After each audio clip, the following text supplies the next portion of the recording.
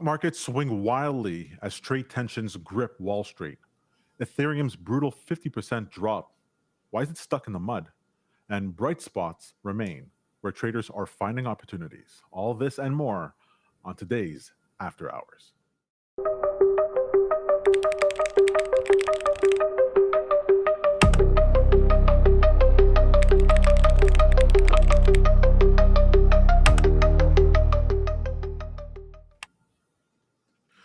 You're tuned into After Hours for April 25th, 2025, where headlines meet price action and every story has a ticker. I'm one of your hosts, Tom Hartman, alongside Mike Value Rises Christensen to extract the signal from the noise. After Hours is brought to you by Traders Post, the greatest automated trading platform known to man. But more on that later. For now, before we turn our sights to the ever beautiful markets, Mike, how's it going? Doing well, Tom. How about you, man? It's been, even though we're in tariff season right now, I still feel like this is actually pretty calm. It's been a pretty calm Easter, pretty calm for the markets, pretty calm for everything. And so it's giving me a breath, except for, of course, Bitcoin that decided it wanted to rise 22% off the lows, which is pretty fun, pretty good. But other than that, it's been pretty happy. Pretty happy. I'm actually preparing to go to Consensus 2025, the conference. So I'm actually pretty excited. My first crypto conference. Yeah, I appreciate you reminding me of that. I know that's something I'm considering attending as well. So I'd hope to get out there with you guys. Yeah. Well, this one person who is not enjoying their time, which is Donald Trump with the Trump tariffs. Look, I think we could put to bed this whole thing about 4D chess.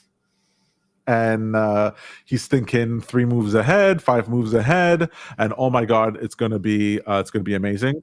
I think it's clear, just like how Donald Trump speaks, it is flying by the seat of his pants, which is fine. There's a way of going about doing that. There's a intuitiveness you can do, but the markets clearly are not buying now that he's going to stick with the tariffs, right? We had this huge rally off the lows, where, for all intents and purposes, we should have seen the market go off a cliff, and it rebounded from there. I'm curious. I know you were trading this period of the rally. Were you long or short, or what happened here? Mostly short through this period because the overall trend is still a pretty bearish trend from the all-time high. But that bull candle really set me back a little bit and kind of pushed me in a different direction. We started to cross over some shorter term moving averages, and I started to reverse some of my sentiment. So even today, I was more long than I was short. Yeah, in that interview you did recently that was just actually is going to be dropping soon on Traders Post with Tyler Gottel. When he was saying that he was fully long as well, I was like, okay, like all of us are going long. I was long Bitcoin, you're long NASDAQ, he's long his markets. I feel pretty good when the people that are around me are also in the same direction. That said, and we can pull up some charts for technical analysis, I'm not entirely convinced we're out of the woods yet. We have some we have some resistance zones to test on both the S&P 500 as well as NASDAQ before I feel like we're out of the woods and we're more back in bullish territory. If we see a bigger pullback from some of these key resistance zones, that could spell the sign of a reversal and a much deeper downturn from here. The tariff situation definitely has me pretty concerned, especially around the second and third and fourth order impacts that are going to occur throughout the entire supply chain industry, which we haven't even felt yet. Supply chains in general take time to really see the effect from.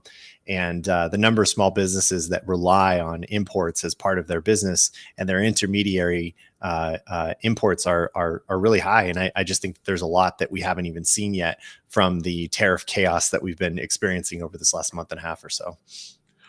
Yeah, what I'm having difficulty wrapping my head around is this idea that there's a full case you can make for the bullishness of the tariffs overall, even just over the economy of the United States. And there's a whole other case that it could bring the world into a global depression. Like, I hear both, and I'm convinced of both. So I just wanted to actually play this clip from Jeffrey Sachs, who was speaking at a diplomacy forum, speaking about Trump's position on tariffs, because I found it very compelling, and I'm curious if you will too. Let me just pull it up here. Sure. 1 second. No, not just yet. 1 second. Go ahead. You go shopping and you run. If you take your credit card and you go shopping and you run up a large credit card debt, you're running a trade deficit with all those shops. Now, it would be pretty strange if you then blamed all the shop owners for having sold you all those things. You're ripping me off, you're ripping me off, you're ripping me off, I'm running a trade deficit. That is the level of understanding of the President of the United States. The trade deficit does not represent at all trade policies. It represents spending relative to production or earnings. We call that an identity. I teach it in the second day of my course in international monetary economics. Trump never made it to the second day. So he says, you're running a trade deficit. Look, they're all cheating me. But all that's happening is the United States is outspending its national income. And you can look at the national income chart. You can add up consumption and investment and government spending, and you could subtract off gross national product, and lo and behold, what will that equal? Not approximately, exactly. That will equal the current account deficit, which is the comprehensive measure of how much you spend on goods and services versus how much you sell in goods and services. So the United States runs a current account deficit because it spends more than it produces. Why does it do that? We have a big credit card in the United States. It's called the national government. The US government spends about $2 trillion a year more. Okay, so then he goes on to explain how the United States spends and makes the whole case for deficits being bad. Here's the question I have, Mike, is this is how I sort of understand it. And the way that I understand it seems to be like how the markets actually work. In any other circumstance where it's not the world reserve currency that is being considered, yes, what they're saying is true. The deficit could be considered bad. But America, what it exports is dollars. The dollar is a thing, just like this person's oranges, and that's just like that country's chair, that is absolutely critical for the trade of the world. And the deficit is a way of having a more dollars go out that wouldn't have been created otherwise. So the United States gets to spend into debt because it's generating new dollars. And this is supposed to be good. And the trade-off is that the United States ends up exporting all their manufacturing abroad as other countries try to get more dollars from the United States.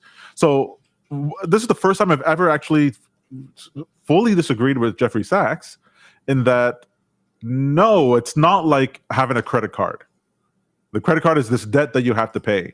The United States doesn't actually have to pay the debt, right? Am I wrong on that? The United States could just default on the debt and never have to pay it. I mean, defaulting on the debt would have incredibly negative consequences. So the credit card can continue to be used so long as there's faith in the US dollar. Correct. But it could be faith or force.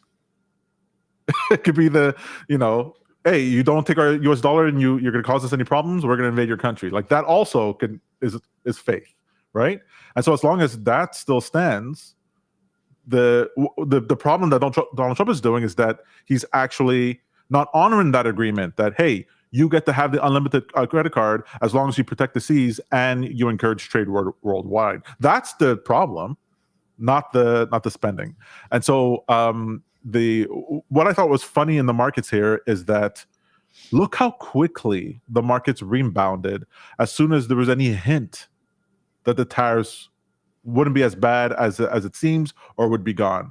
It just completely reversed, even though the uncertainty was still there. Well, I think the uncertainty is still there. We still have a 90-day delay before we know what where we go from here, correct? Yeah. So this volatility is being exacerbated by the options market within the space, which is something that I find that most retail traders, they don't pay attention to. They think of the fundamentals, they think about the macro, and they think, okay, this is what should happen. We have all this uncertainty. VIX is going up, we should be going down, and the exact opposite happens because you have the positioning that causes market makers and retail to chase the charts up. You have this gamut towards the upside, which means that it's totally possible. And I think you'll pull up a chart in a second here, Mike, to show the price move of Nasdaq heading up to the 200-day moving average. It's totally possible that we keep heading back up higher, maybe even overshoot that, and people will still be like, I don't understand what's happening. Like, how is the market up in this environment? Can we see that chart there for a second?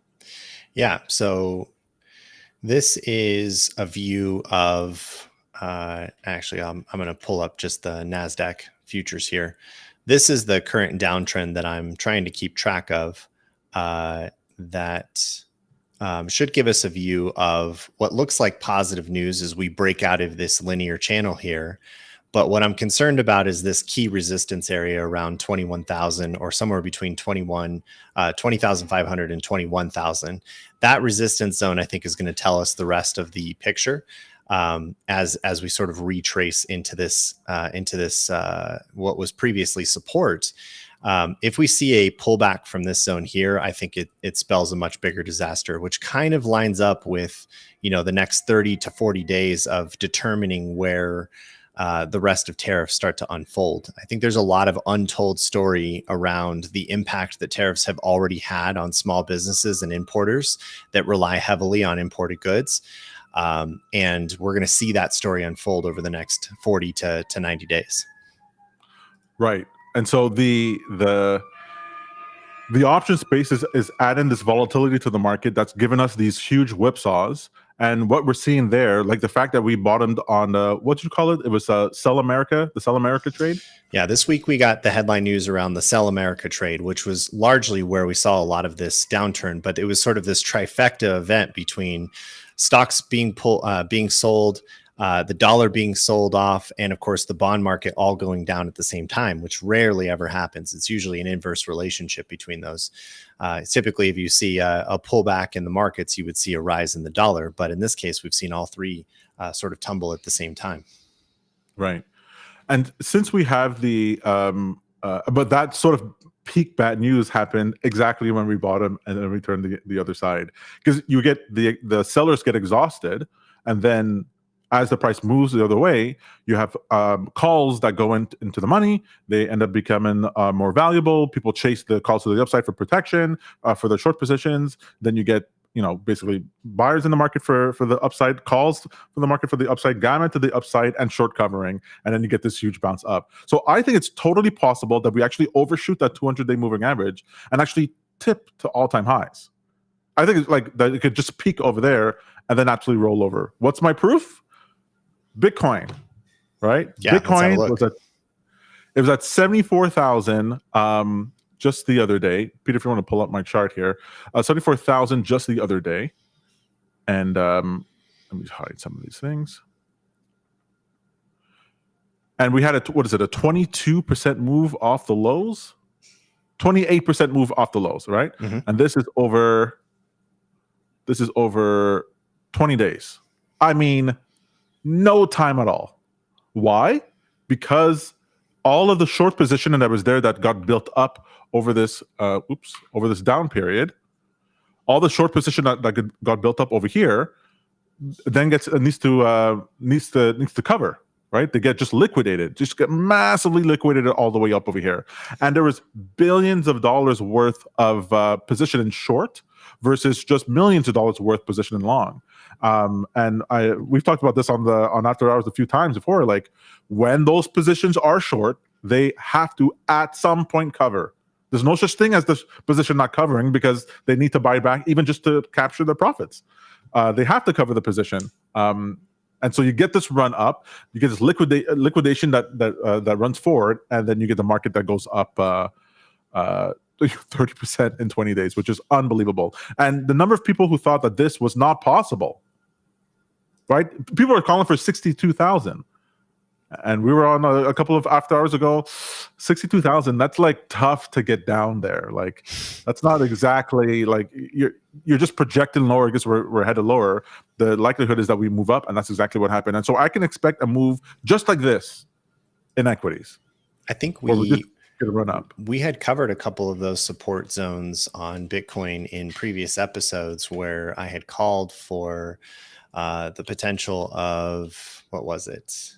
I was hoping for about 74K on Bitcoin, and that indeed ended up being the wick low on a couple of those days there. Now, the short squeeze on Bitcoin makes sense to me. I honestly think that we experienced most of the short squeeze in equities, though, already on April 9th. What are your thoughts on a continued sort of rebalancing of bears against bulls? Well, what happens is that the options market in the Bitcoin space isn't nearly as robust as inside of the equity space. Right. So what happens is that, let me just pull this up over here. What happens is that it's more straightforward in the Bitcoin space, the actual short positions in perpetual futures contracts, or even just, spot positions. And so it's very clear to be able to make out what's happening. And there's not much gamma because the NASDAQ is the NASDAQ and the options on the NASDAQ are the options on the NASDAQ, it's not spread out across multiple different exchanges like it is inside of the crypto space. And so, but options, the liquidations for crypto is linear, right? If there's $4 billion that needs to be bought back, it's $4 billion that needs to be bought back. Whereas in the equity space with the gamma, you can have people who end up actually making more money than the difference, the delta from the lows to the highs, because you have this asymmetrical payout on the option structure. And then those people, when they monetize those options, can then reinvest that money back into the position. So you get way more of a move, which is why you get more of these overshoots inside of equities than in Bitcoin, where you get literally, it'll move from VWAP to VWAP to VWAP to VWAP to support to support to support, almost like it's like a ping pong ball, whereas you get these swings with equities. And so it's all that's would really be required is that we're in a window of some sort of support, which is whenever we're not at quarterly expiration, we're in a window where there's going to be upward pressure on the price.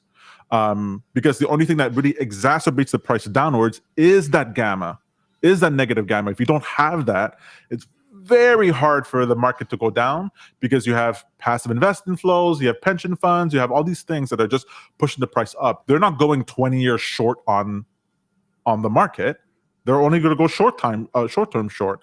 And so you have the upward pressure. And what would be the max pain trade? Imagine we just tip into all-time highs and then floop, we head down in June, end of June, July, and we go down to make new lows. Like, that would be the perfect pain trade. Just when everyone goes, okay, we're all-time highs, it's over, like we got to get back in. Nothing there anymore, and boom, we're going down to the other side. What I find amazing about all of this is, especially in periods of volatility, the rules around being greedy when others are fearful and fearful when others are greedy don't become, they're the most apparent than any other scenario. And I feel like we're in that zone now. It was very important to be very greedy during this recent bottom right around April 8th. That day would have been the perfect day, especially since we were all cued off by Trump himself on Truth Social saying now is a good time to buy. Thanks a lot for that, Trump. The other advantage, of course, is that support zone was fairly well established. And the next morning, it was one of the biggest bull candles I've seen in my entire career. I think that same thing could be held true, especially as we start to push up to these new zone where everybody feels like we're in the clear. To your point, if especially if we start to see confirmation around those resistance zones that I'm concerned about, I'm going to be getting really short. Well, it's very nice to get when you get into retail trading or in the markets at all, you have to learn Fed speak. You got to learn how to read the reports. You have to learn how to read all those stuff to see if it's bullish or not. And then they change one word inside of the press release, and okay, we're going to be supportive for markets. Right. Whereas Donald Trump just says buy. There's like no hesitation, just like buy the markets. Him and his sons or whatever buy the markets, and you're like, okay, clear. I'm just buy the markets. The only bad guy is the guy who's causing the volatility. So if he says buy, all right, go ahead and buy. I guess we're doing that. Yeah. I feel like Trump has certainly more control over the markets right now than Powell does. And I guess what's interesting is there's still an expected pause, about a 92% probability of a pause on the May 7th meeting, and only about a 60% chance, or currently a 60% chance of a finally getting a cut in June. So with that in mind, typically we'd want to see that kind of indication of rate cuts happen sooner rather than later. But with the extension of delays on rate cuts, I think those are potentially negative for equities as well for now as well, for a little bit more time. Maybe we get the rate cuts in September, October. Because they won't have any real. Well, no, I think the first cut we see is 18th of June. That'll be the first one, and then there will be slow cuts from that point forward. Wait, do you think it's 50 basis points or 25 basis points in June? 25 basis points in June. That's what's being priced in. Okay, yeah, 90%. That's being priced in. Okay, I have a poly market bet that says 50 basis points in May. I was really hoping this. I think we're still paused on May 7th. Yeah. One last thing I wanted to show here is from Tier 1 Alpha. I know I talk a lot about the options market, but they're really like the goats when it comes to this sort of thing, them and Spot Gamma. And they put out a tweet a couple of hours ago saying that to watch the fade, over 71% of the S&P is currently trading lower. NVIDIA and Tesla are still trying to prop up the index, together accounting for about 30% of the remaining bullish momentum. Mm-hmm. And so when you're looking at the underlying dynamics of the market, both in options positioning and in distribution, performance distribution, you really get a sense of, hey, the ice is cracking underneath my feet. Like, you don't wait till it breaks. You go, click, click, okay, get off the ice. So now, like for the trade, this is where I would start to look for discounts in put premium and start to accumulate puts for the next 3 months, expecting a downdraft, which I think could very well come. And like you said, could easily go to a lower low.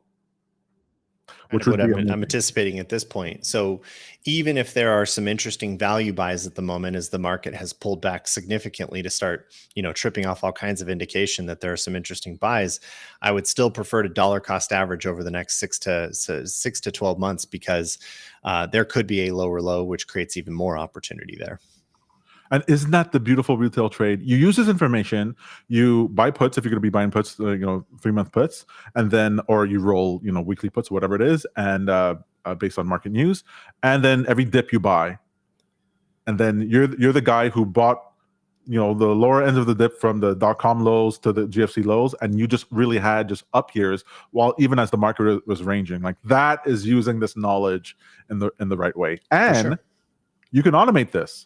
You can absolutely automate this. Just a little tap on the shoulder for Traders Post. You can't. It's very hard for an individual to pay attention to all these different things in the markets all the time and make the right bets and the right assets. Blah blah blah. If you choose the assets you want to pay attention to, like gold, equities, Bitcoin, whatever, and then you set up your automated strategies that's just looking for 1-2 standard deviations. Let's say 2 standard deviations down, and you just buy all the time. You're going to be buying all the different dips for the inevitable ride up when Trump gets out of office or whatever it is, and the market rallies banana style.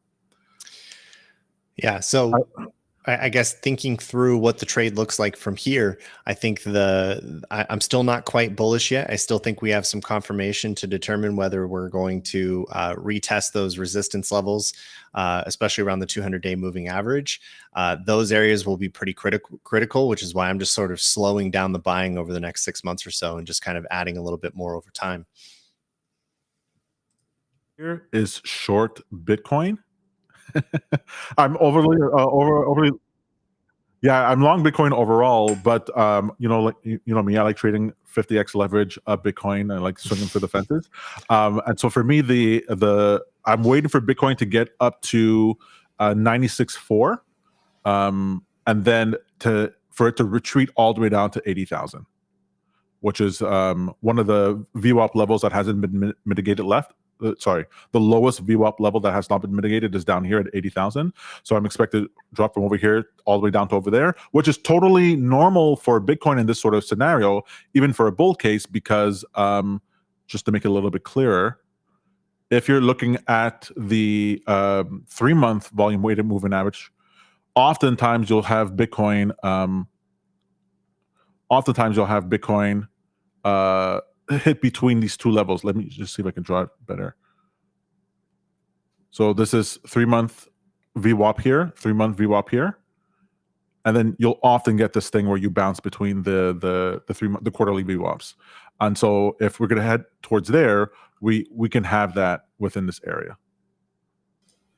So a little bit more time of uncertainty on crypto then. Yeah, but I mean, give me a pat on the back if we get down a sharp drop to 80,000, and then that's where I'd be a buyer for a long up move, because after all, the dollar is below 100, which we haven't seen in freaking forever. Right. So it went even further than 100. Yeah. So now it's doing that retrace to confirm the 100. Right. So that would be the drop in Bitcoin, and then a rollover. A sell-off, which would be that same sell-off in dollars, sell-off in bonds, sell-off in equities, all at the same time in order to get us down on the equity side. But on the crypto side, to me, that would be a run up, because of, anyways, a number of different factors. It's so fun. I love markets. Markets are so interesting. The one good news is that volatility tends to create a lot of opportunities. And even while we're pulling back on volatility now at this point, it's still, it's still high enough to get pretty interesting. I think today we closed the VIX at 24 from a peak of over 40. So this is definitely a more interesting zone to get in at. All right. So moving on to our second story here. It's a small one, but an interesting one. And I think your reaction, Mike, earlier on when we talked about it, is quintessential. It epitomizes what's going on, and that's Ethereum. What the hell is going on with Ethereum? Yeah. Ethereum is down 50% from its highs from November 2024, and it's going literally absolutely nowhere. This isn't consolidation, folks. That's not what this is. This is no, hey, let's see this on a logarithmic chart and see that, well, we're really just inside of a channel and we're going to bounce from over here. I've been hearing all that all over the social media sphere when I look for Ethereum. But one thing is for damn sure, there is no enthusiasm or euphoria like there was last cycle about Ethereum. Am I wrong? Have you seen anything about it at all? No, I think lots of the conversation, at least more on the traditional finance side, have started to push towards Bitcoin being the main investment vehicle. Ethereum kind of lost some steam in terms of its overall attention, even though it's still a regulated product, even in the future space. But I agree. I think Ethereum kind of lost headway in terms of news coverage and overall attention. But I honestly thought that this pullback might have been related to something having to do with the foundation or maybe infighting. Like we've seen some drama unfold in crypto in the past that has led to pullbacks. Is there more to the story here? I'm not an expert, but from what I've been seeing, it's that the fees being generated on the Ethereum blockchain for the miners are just not high enough anymore. They made the system efficient, so to lower the fees, because remember the fees were just unbelievable during the last cycle, just absolutely crazy. I remember one time I accidentally paid $1,000 to transfer $50 worth of whatever. I was like, this is crazy, because of where you caught it in the noise. As a reminder, wire transfer fees are typically $15 to $20. So crypto is the future, okay? And sometimes it'll cost you $1,000 to do a transfer, but hey. But when you lower the fees, well, then the incentive for the people participating in the space to generate those fees are lower. Like I was transferring Ethereum the other day, and it was like, what? I think I paid $1. Like that's not exciting for those people, the miners in that space, and so that moves away. You have the meme coin market. Like, who's going to Ethereum now for their meme coins? You go to Solana for your meme coins. The whole thing is cheaper, it's faster, and that's where all the fun is, the pumped up fun is. So that's gone from the Ethereum network. And then you have all kinds of people who are sitting on 50 ETH NFTs and like all kinds of crazy things that they bought inside of the Ethereum space, all these tokens that are not worth anything. Some of these, there's not even any liquidity that you could even sell it for the peanuts that your wallet says they're even worth. You could even sell it if you wanted to. And so for that, I'm seeing all kinds of problems. But then there's the whole thing of like, Ethereum admitted that they need liquid staking. That you need to be able to stake your ETH, but be able to not have it locked. They admit that the account-based model for, or at least they're suggesting that the account-based model for Ethereum is not as effective as UTXO model for blockchain. By the way, Cardano has UTXO, which is an expanded version of Bitcoin. They're seeing that as a possible thing that needs to be made valuable. The killer apps that people were expecting, that the whole banking system would be transferred to the Ethereum blockchain. Excuse me, that's not happening. Right? It was always 6 months away. 6 months away. Wave of money 6 months away coming for Ethereum. That's all gone.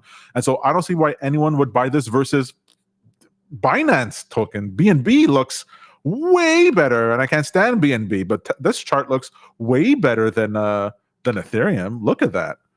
And it certainly doesn't beat Bitcoin. So right. I don't see any reason why anyone would pitch Ethereum as like anything. Well, it always seemed interesting to me that Ethereum seemed like one of the mega caps, if you will, in terms of overall market capitalization amongst all the other cryptos. But this pullback with Ethereum seems to be in line with the pullback we're seeing across all of the alts. So it's almost as if Ethereum has no longer taken its typical position of being a mega cap and has now been treated like all the rest of the alts. It was never actually a blue chip crypto. I just want to get that out there. I'm not saying Mike's saying this. I'm saying this. Ethereum, even as it was ripping to all-time highs, was never actually anything other than a meme coin, just like everything else. It's not going to be used as a foundation for a new financial future. But there are coins that, okay, Cardano, we all know, is wonderful. We all agree. We all have Cardano tattoos. It's a fantastic solution. But Monero, right? What was that? XMR? That went over nicely. I mistakenly thought this was headed down to nowhere land. That actually moved up right from its lows the previous cycle, 139%. That's not too shabby, because it never deviated from its use case as a privacy token. It actually had that, and there was never any hype behind it. I love when these tokens don't actually have hype, and it's just the technology that you're basing it on.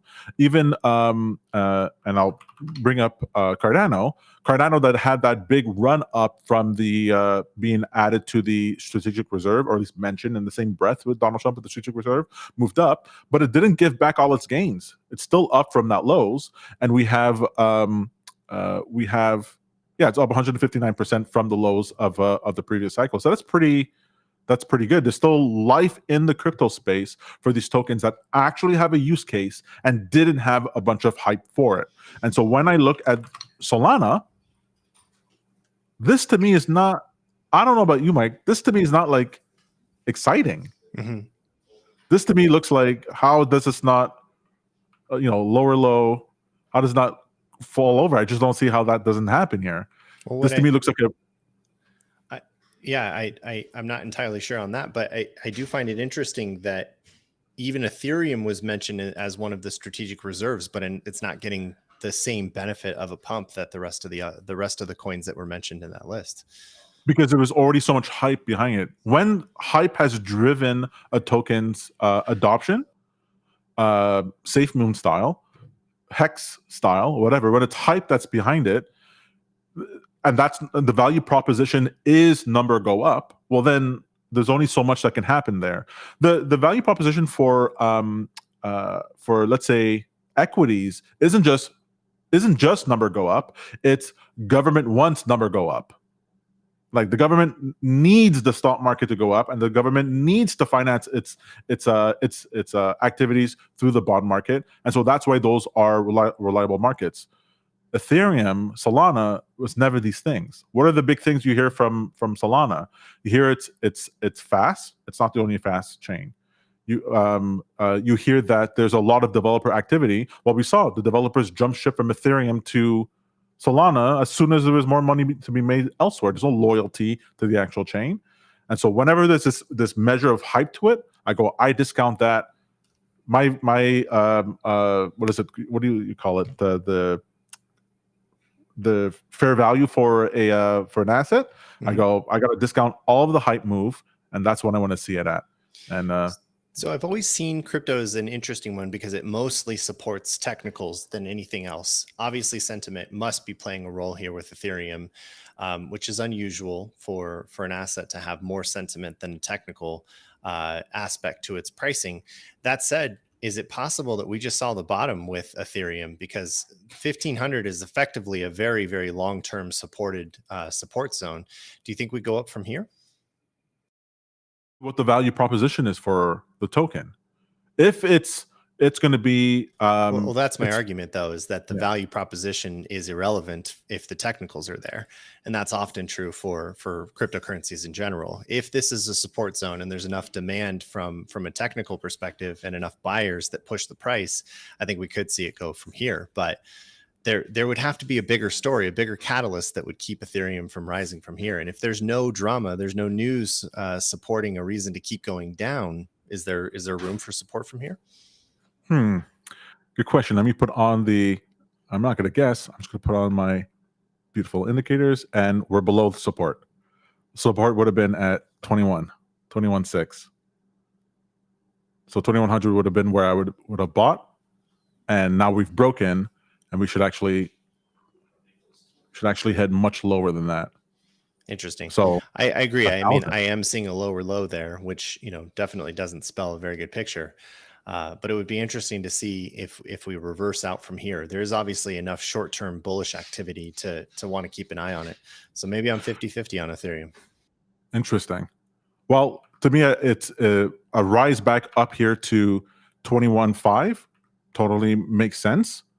Well, not 21.5, 2,100 makes sense. But unless we closed above here, this to me is the long-term trend. Yeah, right. This to me is the trend, and we are well below it.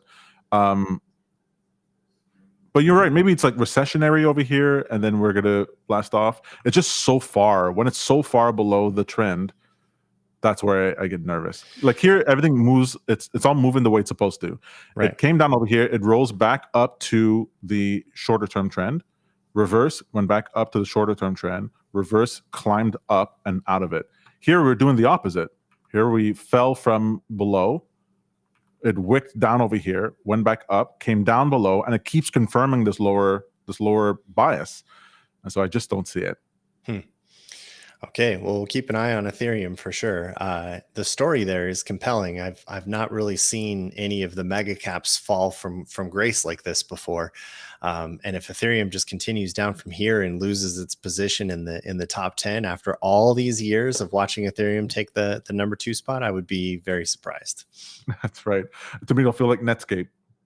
No, Netscape's not going anywhere. Netscape's gone, baby. Well, yeah, it's got to happen in the crypto space too. I mean, this is, of course, what happened early on. I mean, I was watching coin market cap rankings since 2015, 2016, and there are all kinds of cryptos there that don't even exist anymore. But Ethereum has been a long-term player. So, yeah, maybe it's the first Netscape.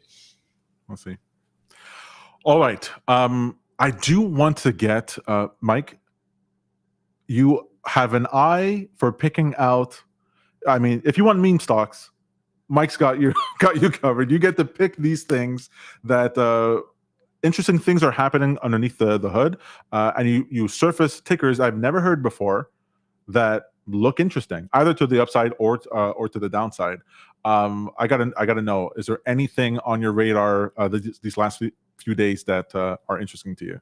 Yeah, sure. We'll pick up a couple of the more recent signals. Obviously, this overall pullback in equities has revealed many very interesting value buys, as many of these companies are effectively automatically penalized, especially when they're mega caps or they're listed with with an ETF. They kind of all have to be sold as part of the overall pullback. But that actually opens up this opportunity to start picking some of these individual components that still are fantastic individual businesses. It's basically my box trading app chart that keeps track of a lot of these types of opportunities. I just pulled today's signal up, and there were a couple of new participants. Aon PLC made the list as obviously a volume break. Anytime I see these big volume candles, that's really interesting to me. This one is almost my at least my fundamental calculator is showing it's at 98% undervalued. That seems very unrealistic to me, but it is held by a lot of super investors. This could be an interesting one to keep an eye on. Fiserv also came up on my list recently as an interesting one to keep an eye on. With most of these pullbacks, I want to kind of see a little bit of confirmation to the upside before I start getting long. And as I mentioned earlier, I'd be interested in dollar cost averaging.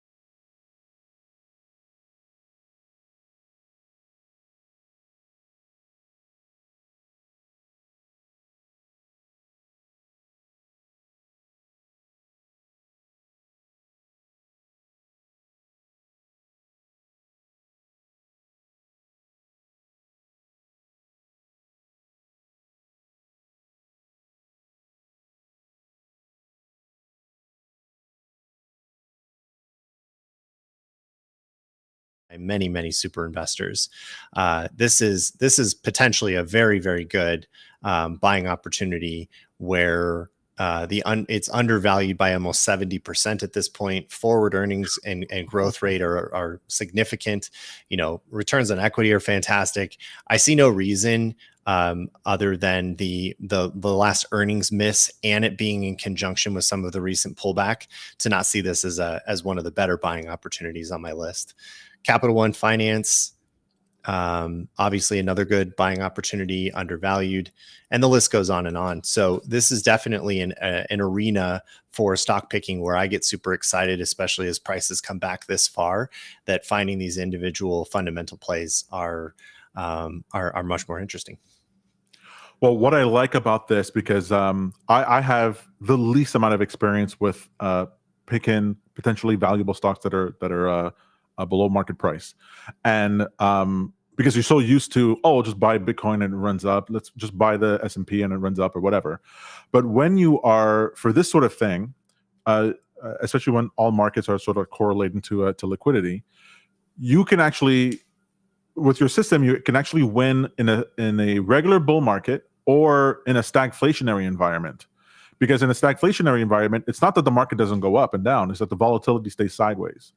But you might be able to get the buy-ins at these unbelievably low prices, make your run up, and even if it doesn't keep running up, you've made some profit along the way, and then the next dip you can get more, and then the next dip you can get more.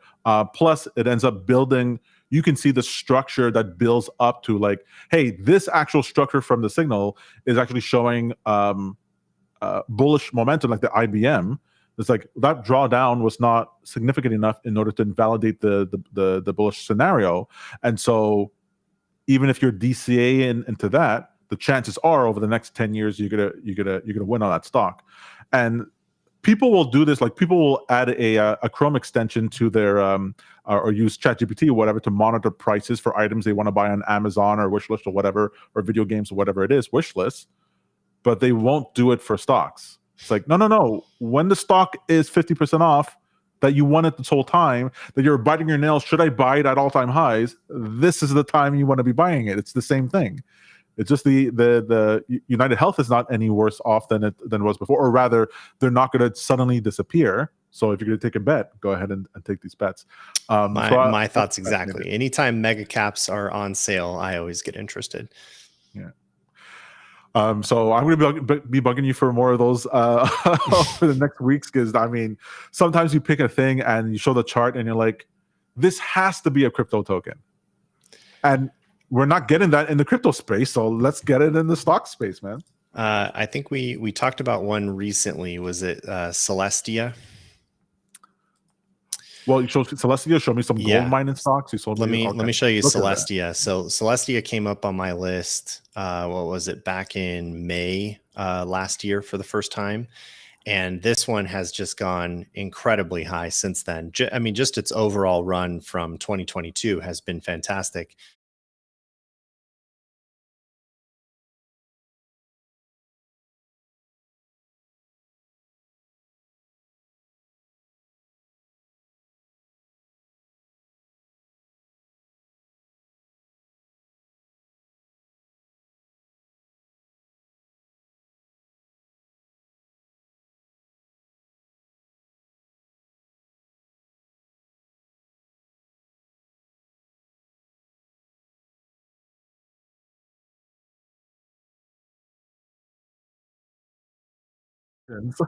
Yeah, exactly. If you're looking for another, we'll call this an altcoin stock pick, if you will. If you want to compare it to the crypto market, this one moves really fast. That's right. And this is like, that's a trader's chart. Like, that is what a trader's chart looks like, a healthy trader's chart, versus some of the things I do, which you're like, Tom, why did you ever take that trade? Which I totally understand. All right. Before we head off to the market minutes, let's go ahead and just hear a word from our sponsors. Ask yourself this: are you making trading harder than it needs to be? If you're trading manually or still coding just to connect to your broker, yeah, it's time to upgrade. Traders Post lets you automate trades using signals from tools like TradingView or TrendSpider, or even your own custom setup. It works with brokers like TradeStation, Tradeovate, Coinbase, and a bunch more. I've been using it myself, and getting started was smooth. The platform's clean, setup's quick, and once it's running, it just works. And when you're ready to scale, more strategies, prop firms, or sharing signals with your community, Traders Posts handles it. It's built to grow with you. Start your free trial at traderspost.io. Trade smarter, automate your edge. All right, so just say a couple of points, some market minute news, stuff that happened over the last week that you just want to keep on your radar. One, gold did hit a new all-time high. It spiked to $3,500 per ounce before pulling back. It's reflecting a safe haven demand amid tariff uncertainty. The pullback that we're seeing right now might be a good buying opportunity for gold, because if the dollar's headed lower, you can bet your britches gold is going to go higher still. As Mike mentioned before, the VIX did spike above 40, measure of market volatility, and is signaling some uncertainty still in the market. The dollar weakens pretty dramatically below 100. It was sitting at 99.13 at the time of this writing. Bitcoin ETFs see record inflows. We didn't even get a chance to take a look at MSTR and how much that stock moved up. I think it moved up 50% off the lows, where Bitcoin moved up 28%, living up to its dream of being a leverage play on Bitcoin. Solana also gained some traction. It surged alongside Bitcoin with some announcements of adoption and its inclusion within the strategic reserve. Some meme coins have rallied about 15%, although a 15% rally in meme coins, Mike, I'm not sure is much to write home about. I guess unless you're in futures. Unless you're in futures, exactly. Powell's rate stance sparked debate. Fed Chair Jerome Powell caution on inflation and steady rate policy drew criticism from Trump, who demanded immediate rate cuts, roiling markets. Crypto derivatives volume spikes. As you can imagine, with all the big movements, it's been actually pretty dramatic what's been going on in the crypto space and the derivative space. Tech stocks got hammered. MicroStrategy got a boost. Treasury yields are fluctuating around 4.3. It keeps going up, 4.5, goes down a little bit low, but we're heading to 4.3. And if that's a new bottom for interest rates. 7 to 10% may be on the menu. I'm just quoting Kim Carson. Don't shoot the messenger. Oil and copper plunged. Commodities like oil and copper fell sharply, signaling economic slowdown fears amid the China-U.S. trade war escalation. I didn't even mention this, Mike. Did you hear how like Trump was saying there he was in negotiations with China, and then China came out and said, no, we're not talking to the United States about anything. did you see that? That was actually pretty brutal to see because for another nation just to call him out like that, I think, wasn't there a meme that they tweeted out from like a Chinese account that was Trump begging Yi for some money and then he wasn't giving it? That's rough. That must have rubbed Trump the wrong way. The new SEC chair Paul Atkins sworn in sparked optimism for crypto-friendly policies, boosting market sentiment. Retail sales data surprised to the upside, stronger than expected. U.S. Retail sales data triggered 146 million in crypto fund outflows midweek, and Charles Schwab has made a move towards crypto, announcing plans for a 2026 digital asset trading platform. And I wonder if they'll include Ethereum in that list. It's no point. Just use Cardano and Bitcoin and Monero and XRP. That's all you need. Fair enough.